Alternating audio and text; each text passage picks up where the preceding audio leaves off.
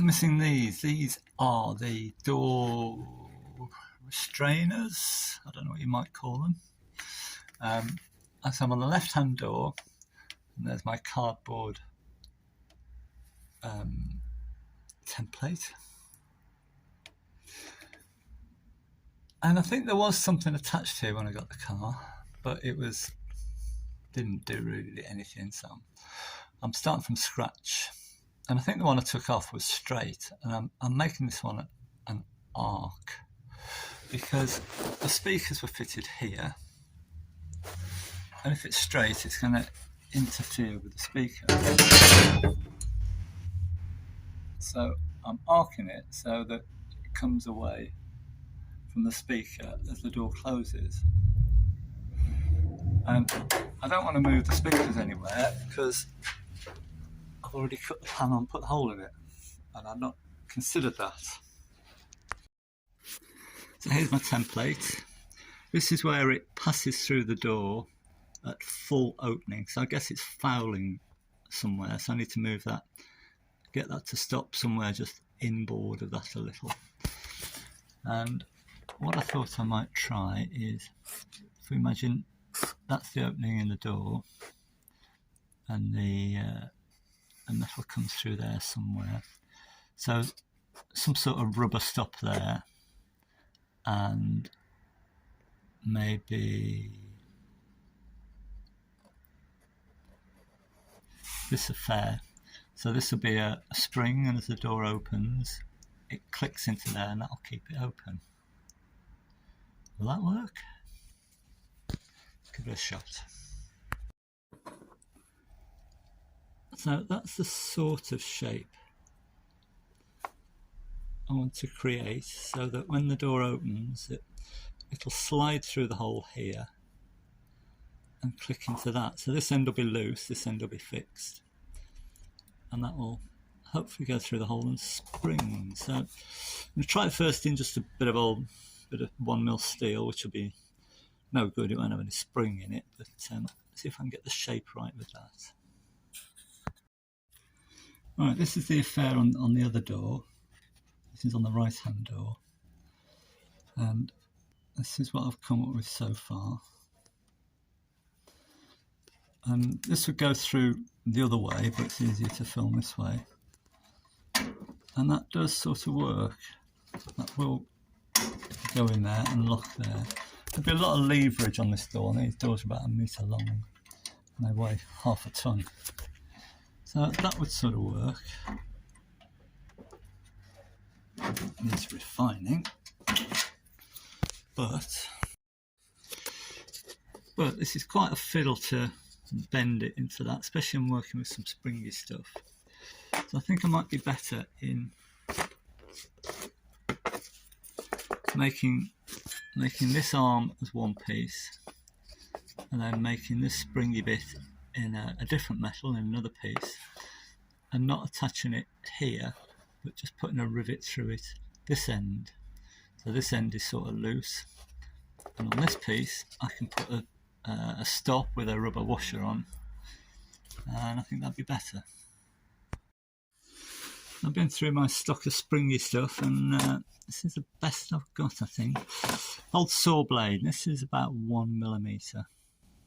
1mm thick, might be a bit heavy, but we'll see. But I'll cut this arc out of it, but this arc, once you start bending it, it won't match that arc because this will be longer for a shorter section. So I'll make it a little bit wide, and then I can grind it back to where I think it might be. Right, put a saw blade, and this will be my what do you call it? This will get riveted here. This end will be loose, so it'll come with a ski jump. It'll go over a hump and down into a valley, and that'll be where the door catches. I think my problem's going to be, because I'm going to have this valley here, will that compress enough to get through that hole? We shall see.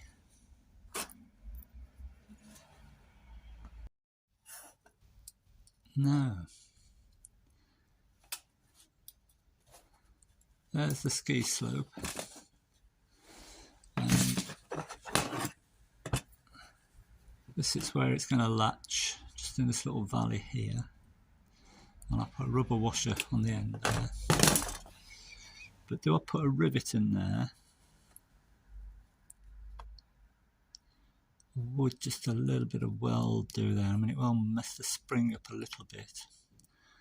But the spring's not too important at that point. If I can keep that bit cooler. I think a rivet's favourite.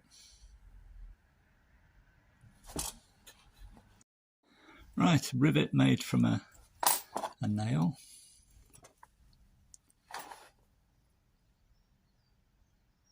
Let's give that a first trial run. That's really locked that up tight. And I think if that pivots a little bit, it can't really go anywhere. So, let's have a go. Well, that works.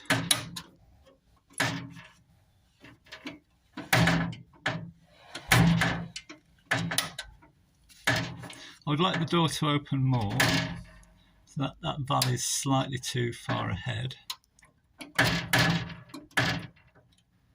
Let's see if I can fiddle with that. But this hole in the door is very different to the hole on the other side. I've had to raise this hump quite a bit there because this slot is bigger. Oh no, disaster! That's broken off. I was asking too much of that probably.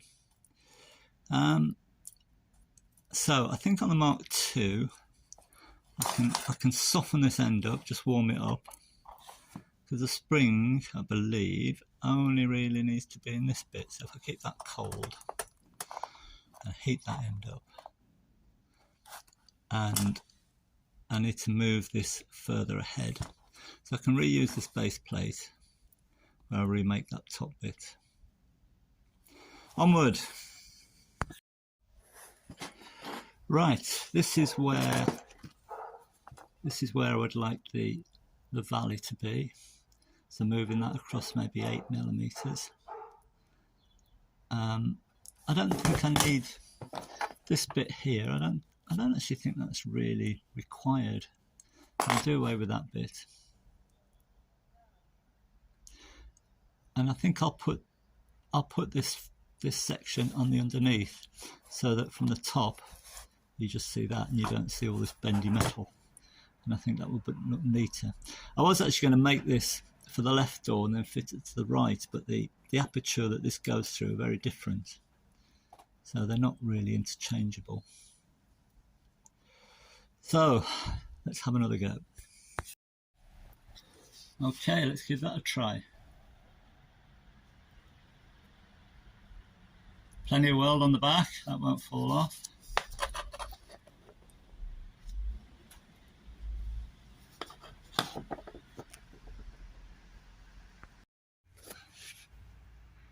Well, that seems to work.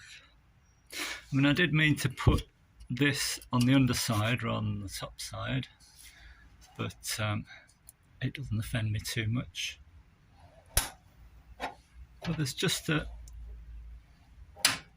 nice bit of resistance there, which will keep the door open.